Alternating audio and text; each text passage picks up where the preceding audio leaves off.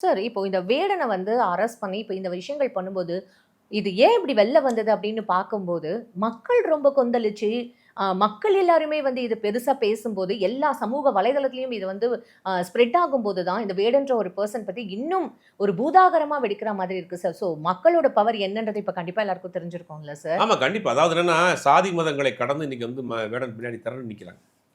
நமக்காக ஒருத்தன் பாடுறான், நமக்காக ஒருத்தன் பேசுறான், நம்மளுடைய வலிய பேசுறான், நம்மளுடைய வேதனைய பேசுறான். அவன்ட்ட அதிகமான அந்த வேதனை இருக்கு, வலி இருக்கு, உணர்ச்சி இருக்கு. அப்படிங்கிறதும்போது, நமக்காக ஒருத்தன் பேசுறான்னா, அவனுக்கு பின்னாடி நிக்கிறது தானே வந்து சரியா இருக்கும். நியாயமான ஒரு நியாயமான விஷயம். விஷயமா இருக்கும். இப்ப மக்கள் வந்து சாதி, மதங்கள், கட்சி, அரசியல்லாம் தாண்டி இன்னைக்கு இன்னைக்கு பெரிய அளவுல பின்னாடி நிக்கிறாங்க. ஒரு பெரும் கூட்டம் வந்து சேர்ந்துருச்சு. சும்மா ம். இருந்த ஆள வந்து இன்னைக்கு உயரத்துல கொண்டு போய் அரசியல்வாதியில உட்கார வச்சுட்டானுங்க. சீண்ட, சீண்ட, சீண்ட வளர்ந்துட்டே போறாப்ல. இத அப்படியே விட்டிருந்தாலாவது இது எதுவும் பெருசா ஏதோ ஒரு வந்திருக்கு. ஒரு ட்ரூப் வச்சுட்டு அங்கங்க பாடிட்டு இருந்திருப்பாப்ல.